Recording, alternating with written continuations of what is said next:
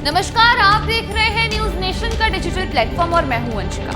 नसरुद्दीन शाह बॉलीवुड के उन एक्टर्स में शुमार हैं जो अपनी बात को बड़ी ही बेबाकी से कहते हैं, इस वजह से भी कि कभी कभी उनके बयान उन पर ही उल्टे पड़ जाते हैं और उन्हें लोगों की आलोचना झेलनी पड़ती है।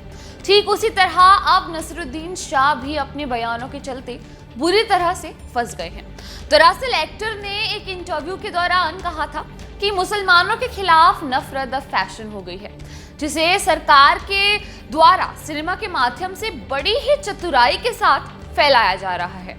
एक ट्रस्टेबल मीडिया हाउस के साथ बातचीत में नसरुद्दीन शाह ने द केरला स्टोरी को लेकर भी अपनी चुप्पी तोड़ी। एक्टर ने कहा, जी बिल्कुल, ये चिंताजनक, बेहद ही चिंताजनक समय है। ये पूरी तरह से प्रोपेगेंडा फिल्म है।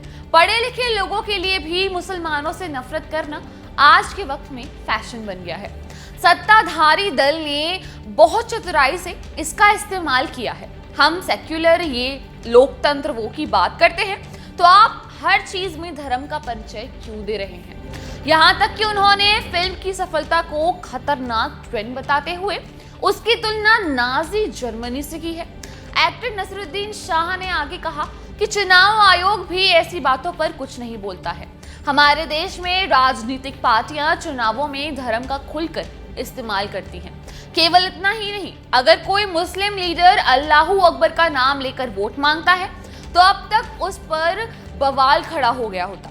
केवल इतना ही नहीं, अपने इंटरव्यू में एक्टर नसरुद्दीन शाह ने कर्नाटक चुनाव का भी जिक्र किया और देश के प्रधानमंत्री नरेंद्र मोदी के खिलाफ जमकर बयानबाजी की। उन्होंने कहा कि पीएम मोदी भी चुनाव के लिए धर्म का इस्तेमाल करते हैं, लेकिन हालिया चुनाव में उन्हें हार का मुंह देखना पड़ा। मुझे लगता है कि ये धर्म का इस्तेमाल होना जल्द ही खत्म हो जाएगा। लेकिन उनके इन बयानों पर अब बीजेपी नेता और भोजपुरी सिनेमा के सुप्रसिद्ध सुपरस्टार मनोज तिवारी ने अपनी प्रतिक्रिया जाहिर करते हुए एक्टर पर निशाना साधा है और उनकी नीयत को सही नहीं बताया है।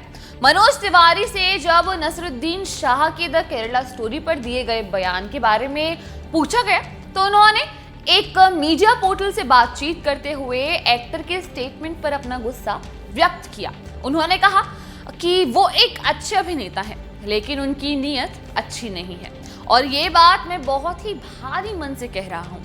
अपनी बात को आगे बढ़ाते हुए मनोज तिवारी ने आगे कहा, नसीर साहब ने उस समय अपनी आवाज क्यों नहीं उठाई जब फिल्मों में ये दिखाया जाता था कि दुकान पर बैठा हुआ आवारा आदमी आने जाने वाली महिलाओं को छेड़ता था।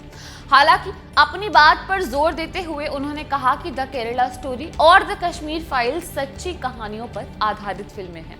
मनोज तिवारी ने नसरुद्दीन शाह के बयान पर अपना गुस्सा व्यक्त करते हुए आगे बोला, अगर उन्हें कुछ दिक्कत है तो वो कोर्ट जाएं। किसी भी चीज पर अपनी टिप्पणी देना बेहद ही आसान काम है। वो जिस तरह से अपनी चीजें कहते हैं, उन्होंने भारतीय नागरिक और एक इंसान के तौर पर अच्छी पहचान नहीं बनाई है। अब अगर हम बात करें नसरुद्दीन शाह के वर्क फ्रंट की, तो बता दें कि इन दिनों Naseeruddin web series Taj divided by blood में नजर आ रहे हैं, जिसमें एक्टर का किरदार लोगों को काफी ज्यादा पसंद आया है। उन्हें आखिरी बार फिल्म कुत्ते में देखा गया था। खैर, आप भी इस पर अपने व्यूज कमेंट सेक्शन में जरूर कमेंट करके बताइएगा। तो आज के लिए बस इतना ही। देश दुनिया की छोटी और बड़ी तमाम खबरों की जानकारी के लिए जुड़े रहिए हमारे साथ न्यूज नेशन पर।